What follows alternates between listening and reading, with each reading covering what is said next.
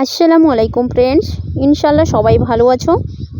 Friends, ফেসবুকে একটা সোনামণির video দেখলাম, ফুলকপি দিয়ে ডিমের ঝোল রান্না করে রেসিপিটা দিয়েছিল। তো সোনামণিটা বলছিল পেট যদি গুড়গুড় করে তাহলে আমাকে দোষ দেবেন না কিন্তু।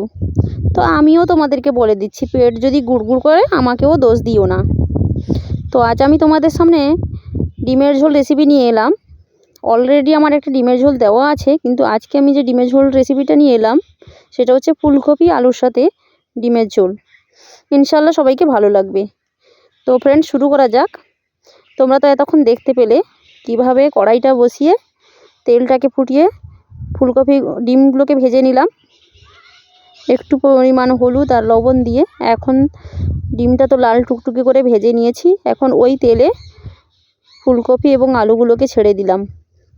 ফুলকপি আলু ছেড়ে দেওয়ার পর এখন ভালো করে ভেজে নিব ঢাকনা চেপে চেপে, কারণ ফুলকপিগুলো একটু সিদ্ধ হতে সময় নেয় আর আলুটাও সিদ্ধ হতে সময় নেয়।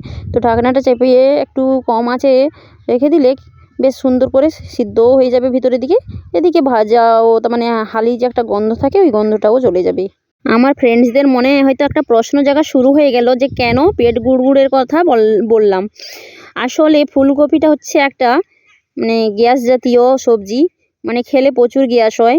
এই সবজিটা রাতে না খেয়ে দিনের বেলায় খাওয়া খুবই ভালো, শরীরের পক্ষে খুবই ভালো। ফুলকপির তরকারিটা হচ্ছে রাত্রের জন্য খুবই একটা ঝুঁকিপূর্ণ খাবার।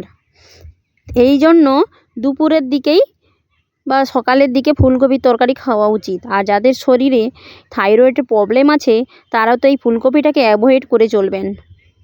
তো বন্ধুরা, এখন যে আমি ফুলকপিটাকে ভাজলাম তাতেও সেম পদ্ধতি অবলম্বন করেছি, লবণ আর হলুদ দিয়েই সবজিগুলোকে ভেজে নিয়েছি।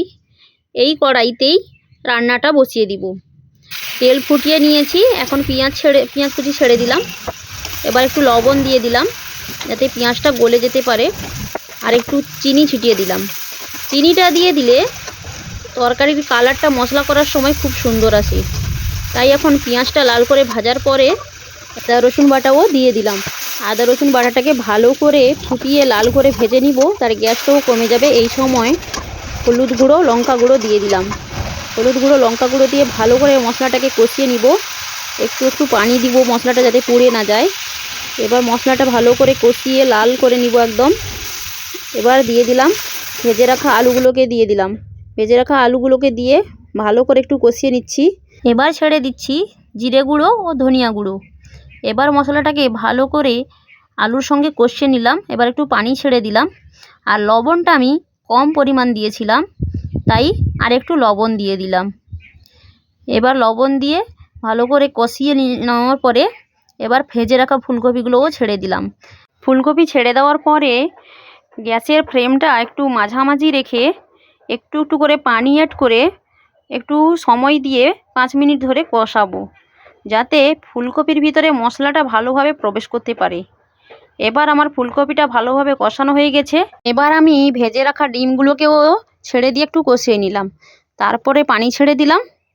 পানি ছেড়ে দিয়ে 2 থেকে 3 মিনিট ঢাকনা চাপিয়ে ফুটিয়ে নিব।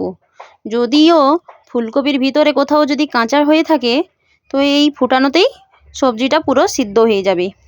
আমার ডিম ঝোলটা পারফেক্ট রান্না হয়ে গেছে, তাই আমি কড়াইটা নামিয়ে নিচ্ছি, কারণ ঝোল শুকিয়ে গেলে ডিম ঝোল আর ভালো লাগবে না। এতে একটু সামান্য পরিমাণ ধনেপাতার কুচি দিলে আরও ভালো লাগতো, কিন্তু ওটা আমার হাতের কাছে ছিল না তাই আমি দিতে পারিনি। তো বন্ধুরা দেখো এখন ডিম ঝোলটা কেমন লাল টুকটুকে বউর মতো লাগছে, তাই না? আজকের জন্য এই পর্যন্ত। আল্লাহ হাফেজ।